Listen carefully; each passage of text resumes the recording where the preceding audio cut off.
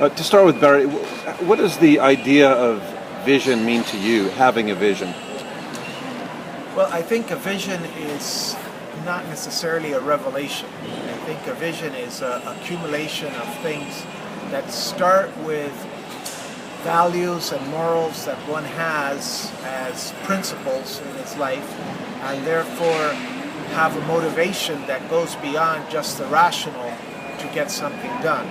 And it has to have an impact of positive response from other people as well as for ourselves, or it really doesn't get to the fibers that you're trying to reach in order to get people behind you. So a vision has to be a collective. It has to come up with a collective response, and to do that, it's got to be something that transcends just a business situation or just a particular initiative, and more goes to the core values that mean things to people and that can impact and change their lives. That's where I think the vision comes from. Excellent. Talk about your original founding vision for ecotourism and what drove you down that path.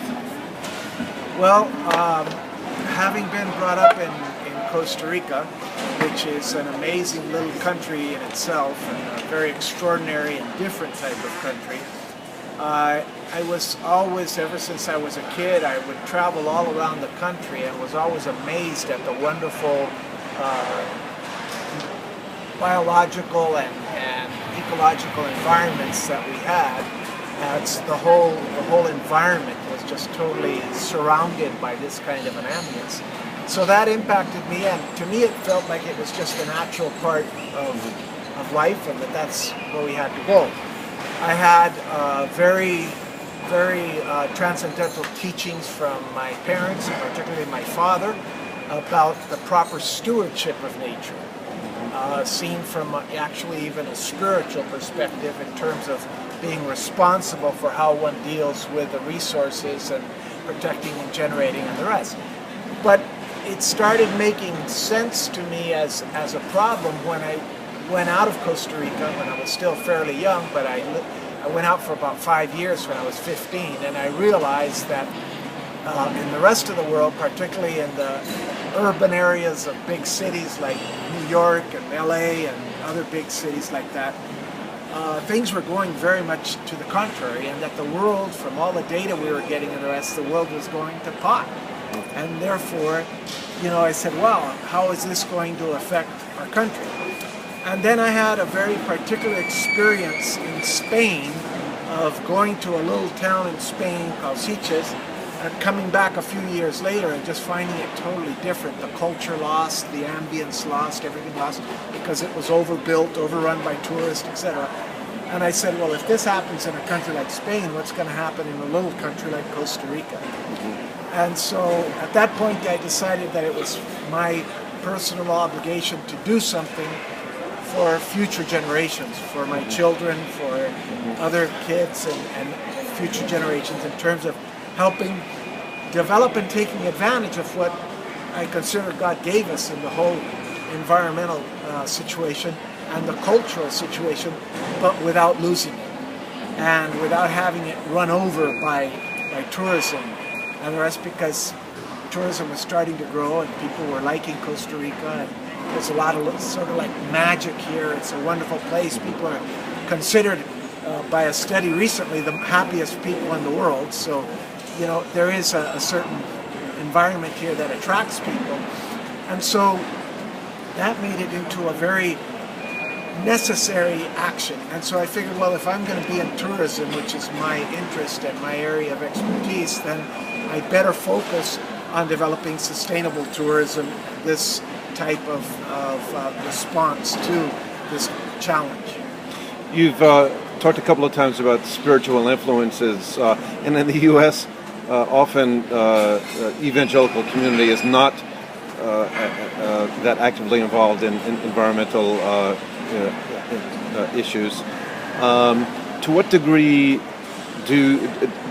coming from a family of missionaries and coming from that pedigree, to what degree and in what ways, if you can elaborate further, did those spiritual ideas kind of salt what you're doing and help you to sustain yourself as you continue to drive that vision? Well, I think they were absolutely transcendental.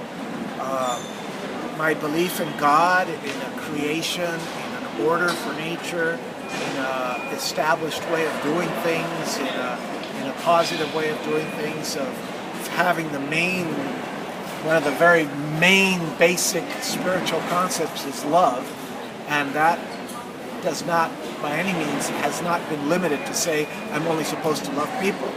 I have to love the nature, the environment, and everything that I come into. And so love means respect and mutual assistance and help and development. So I think it's a natural for anybody. I don't tie this kind of concept into any specific denomination or religion or anything like that. I think that anybody who has a true spiritual sensitivity can't but see the magic in a wonderful sunset or a magical sunrise, or as you're walking through the forest, the rainforest, and seeing the interaction between the environment and the animals and between themselves and the rest. How you're not impacted by that is very hard for me to understand. How did you inspire people around your vision and your experience? How did you bring people along with you? Well, that was one of the hardest parts, but I learned pretty early on in the process that the way to do it is to remember that everybody's thinking of what's in it for me.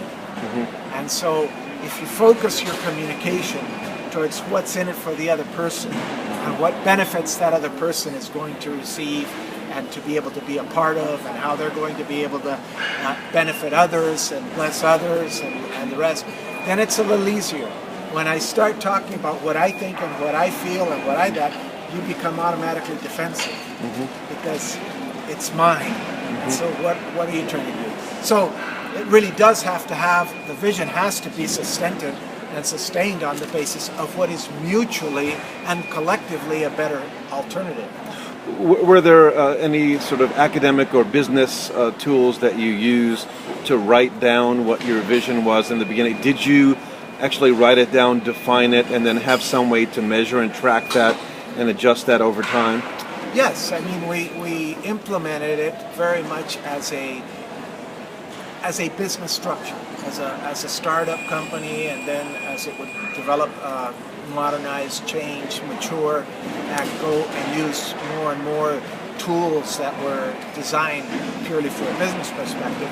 Basically, because the vision and the idea and the vision and the strategy are very, very important, and they're the startup point for everything. But the real value of anything is if you execute it.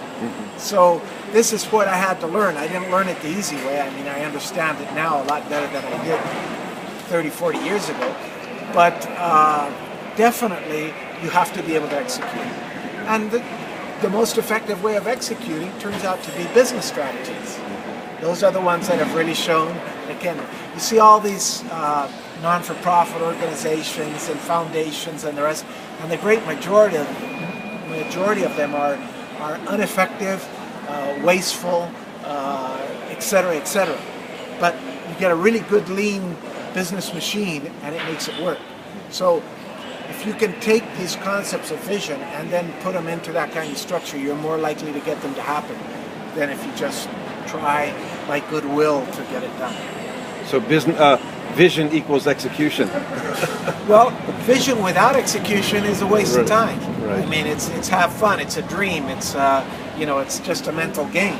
Yeah. But when you execute, you start changing the world. You start impacting others, and you start making a change in the lives of people. What would you say, Bary, is the personal vision for your life? Well, the personal vision for my life is very evolving, because I think that circumstances change. A lot of things have been happening, and they move me from one aspect to another as we go through. But the basic thing is to respond to my faith in God, my faith in Jesus Christ, my ability to be able to communicate the principles and to be able to benefit by that. Because, see, you can't give unless you receive, because if you don't have anything to give, you can't give. So I receive and I give. But the more I give, the more I receive. So if you work on that basis and you're flexible to be able to adapt to the different circumstances, your life is a continuous challenge and a continuous evolving process that is extremely interesting and extremely motivating for you. Finally, a little bit about your personal bio. Where you come from, what you've been doing, what's the Bary Roberts story? Well, I was born a third-generation missionary kid in Costa Rica and was brought up here all my life. Went out, studied a bit outside and came back, and then started up businesses and started developing the sustainable tourism concepts in Costa Rica, and have been fortunate enough to be one of the key pioneers in the nation in terms of that, as well as projected to other countries and around the world. And in fact invented the term ecotourism in 1978, patented it, and made it my registered trademark. And then in 1994, when President Jose Maria Figueres asked my friend Carlos and myself to take over the Ministry of Tourism to help implement the sustainable tourism, started up the whole marketing process for Costa Rica and sort of managed and supervised for the next 10 years the whole marketing strategy for Costa Rica, the positioning of Costa Rica as no artificial ingredients, and positioning ourselves as a sustainable development destination. And this was a new thing at that time. Now it's pretty popular and we have a lot of competition, but we were the pioneers in the area. We were there to begin with. We started up what is considered the best certification system in the world for sustainable tourism, which is the CST. And I guess in that area I have worked that way. But I have also done a lot of work in non-for-profit organizations. I've worked in helping prison ministries. I've helped in recuperating and helping women off the streets to be able to get back into society and get jobs and get trained and be able to bring up their children and educate them and the rest, and that's another part. So, and obviously working all the different stuff in terms of this national strategy for tourism and other things of that nature. One final serious question. Please define Pura Vida. Pura Vida, okay. Pura Vida is an expression of the Costa Rican feeling, of a very positive attitude. Maybe the most similar thing I have found is what in California has been used a lot, which is right on. So Pura Vida literally means pure life, but we can use it basically like you use right on. How are you doing? Pura Vida, right on. How was the game last night? Oh, it was Pura Vida, it was right on. How's your food? It was right on, it's Pura Vida. So that's about the best definition I can give you on that one. That's good, I like it better than right on.